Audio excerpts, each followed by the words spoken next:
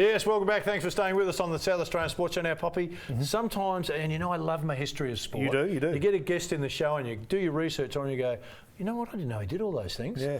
153 VFL games, best and fairest at St Kilda. Yeah.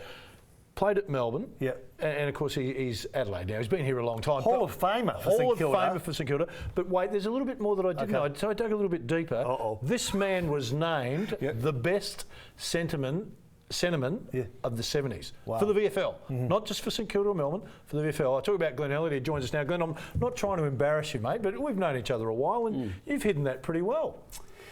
Yeah, I think that secret was with my parents, actually. There's very few people in South Australia to be aware of that, but it's interesting when you reflect on it, and you know, footy's been a major part of my life and still is to this day.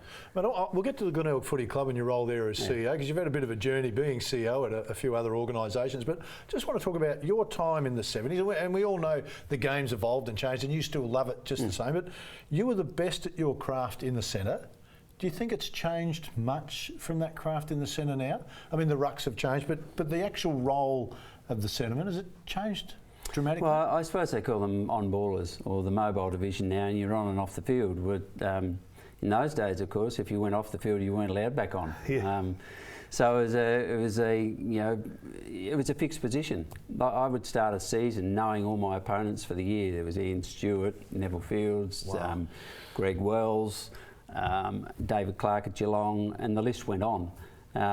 So there wasn't a lot of variation in terms of who or what you were playing against, but yeah, just a different model. I suppose they did play some on-ballers, but they was never measured as much as what it's measured these days. And I think we've had these arguments over the years and discussions, I guess, not only with people like yourselves, but a good player in one era is a good player in another era. And to compare them, if you look at, and I think somebody gave, an old trainer at St Kilda gave me an example of Kenny Whitford, whom I saw not so long ago, and I said to Ken, do you ever do any speaking at club functions? He said, yes. He said, they asked me whether Baldock would have made it today, Darryl Baldock that is. And he said, my standard answer is, if Darryl Baldock could train 5 days a week and didn't have to work, I still think he'd get a kick. Yeah, I reckon he might too. We'll move off of that. The last question, because I don't want to focus the whole thing on your career, but you touched on it there. There's a simplicity about knowing who you're going to play against and how you're going to do that. Are we trying to overcomplicate the game a little bit now?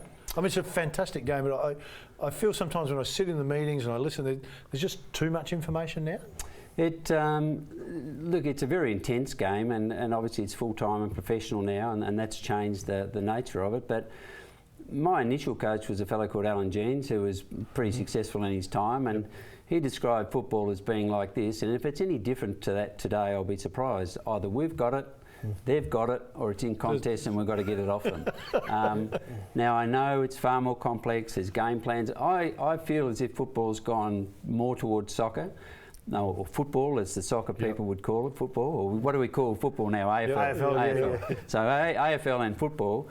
I think our game is so much based on the models of it. There's no longer positions played. It's full ground presses. It's hold on possession at all costs.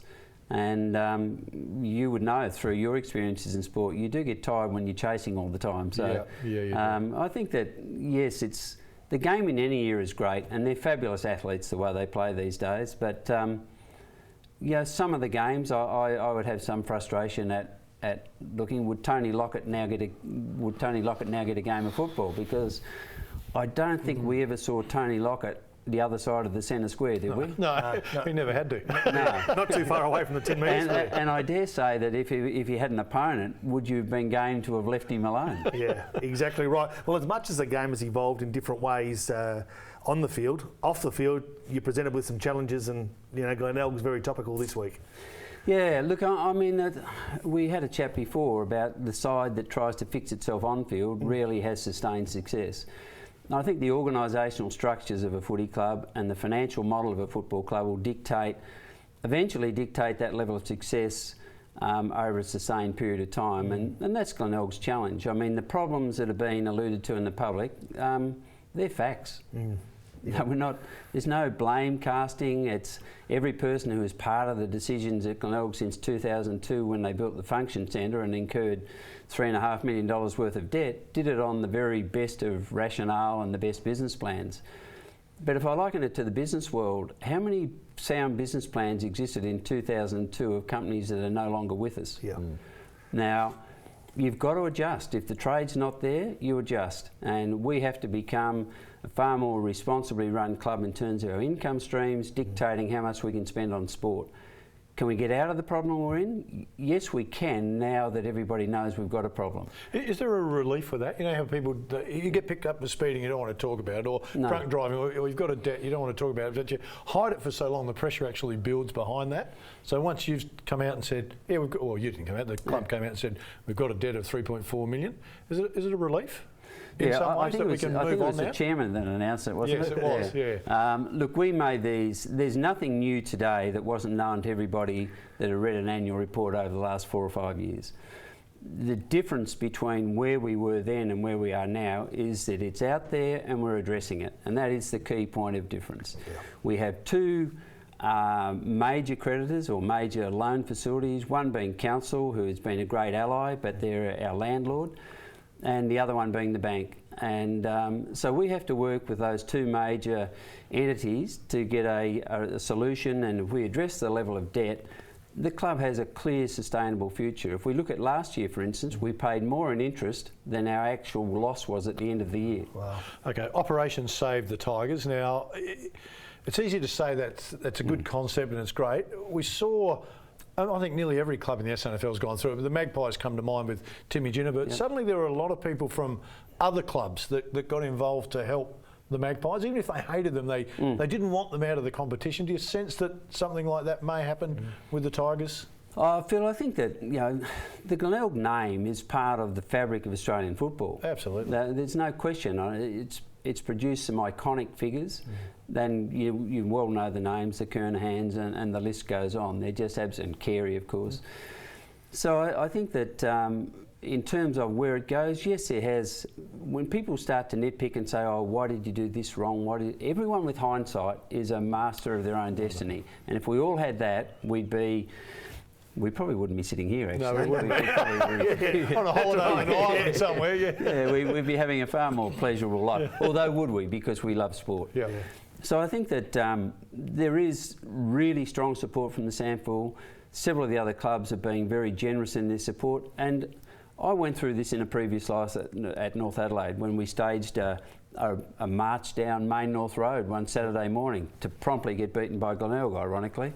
Rob Gerard just made it. It's the longest walk he's had in that. But I think in all of that, the football follower wants the SANFL and its foundation clubs to survive. Yes. Without that, what are we left with?